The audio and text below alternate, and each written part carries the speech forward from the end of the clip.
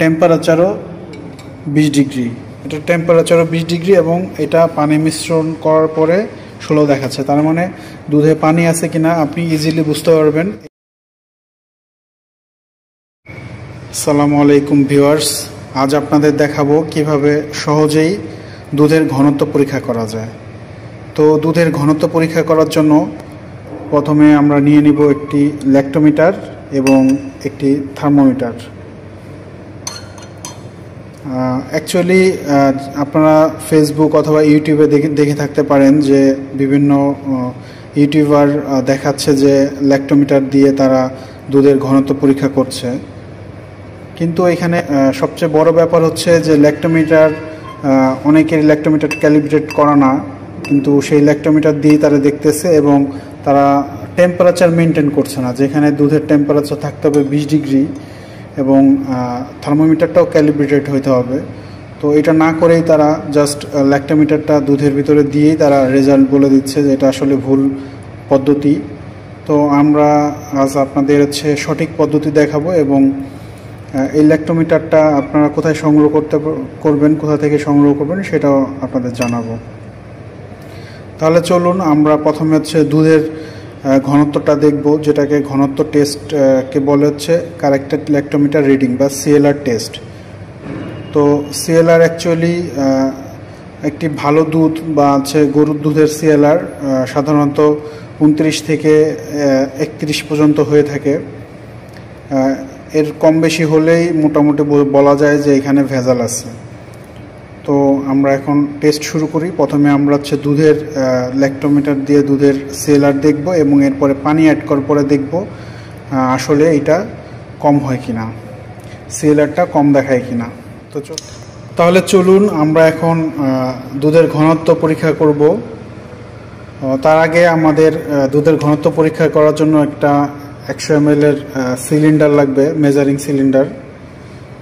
এই measuring cylinder ছাড়াও আপনারা করতে পারবেন উঁচু কোনো মগ অথবা বড় গ্লাসেও আপনারা করতে পারবেন। তো যেহেতু আমাদের কাছে সিলিন্ডার আছে, আমরা সিলিন্ডারই ইউজ করব।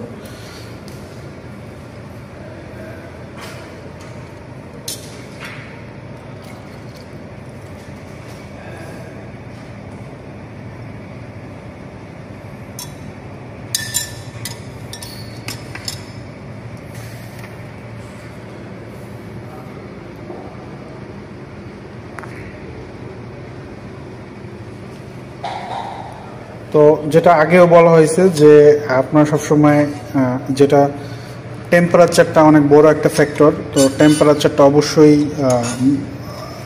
কনসিডারে নিয়ে আসবেন যেন 20 ডিগ্রি থাকে। আর 20 ডিগ্রি না হলেও সমস্যা নাই, 20 ডিগ্রির উপরে থাকলে এটাকে আপনারা যা আসবে তা ল্যাক্টোমিটার রিডিং থেকে প্লাস করবেন এবং যদি এটা 20 ডিগ্রির কম থাকে অবশ্যই আপনারা মাইনাস করবেন 0.2 করে। ল্যাক্টোমিটার যে রেঞ্জ সেখানে 13 থেকে 40 পর্যন্ত দেওয়া আছে। তো এটা যত ভাসবে দুধের বা কোনো লিকুইডের ঘনত্ব তত বেশি এবং যত ডুবে যাবে তত ঘনত্ব কম। দেখুন এখানে দুধের ঘনত্ব দেখাচ্ছে 31, মানে সিএলআর 31 এবং এটি 20 ডিগ্রি টেম্পারেচারে। তো অবশ্যই 20 ডিগ্রি টেম্পারেচার মেনটেন করে আপনারা দেখবেন এবং প্রত্যেকটা ইকুইপমেন্ট ক্যালিব্রেটেড হতে হবে, তাহলে আপনারা সঠিক রেজাল্ট পাবেন। এবার আসি আমরা, যদি এটাকে পানি দিয়ে দেওয়া হয় তখন কি দেখায়।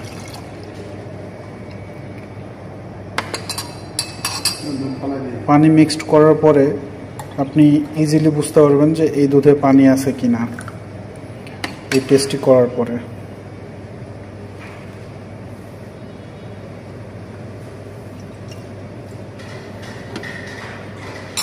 এখন আমরা পানি মিশ্রিত দুধের সিএলআরটা দেখব।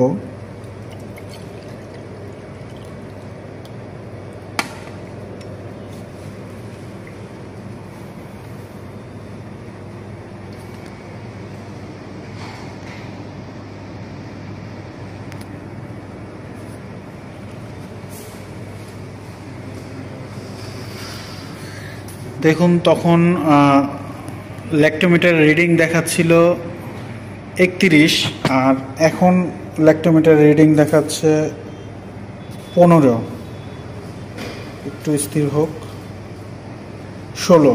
এখন দেখাচ্ছে ল্যাক্টোমিটার 16 এবং এটার টেম্পারেচারও 20 ডিগ্রি। এটার টেম্পারেচারও 20 ডিগ্রি এবং এটা পানি মিশ্রণ করার পরে 16 দেখাচ্ছে। তার মানে দুধে পানি আছে কিনা আপনি ইজিলি বুঝতে পারবেন এই ল্যাক্টোমিটার দিয়ে। আশা করি সবাই উপকৃত হবেন। ধন্যবাদ। চ্যানেলটি সাবস্ক্রাইব করে সঙ্গেই থাকুন।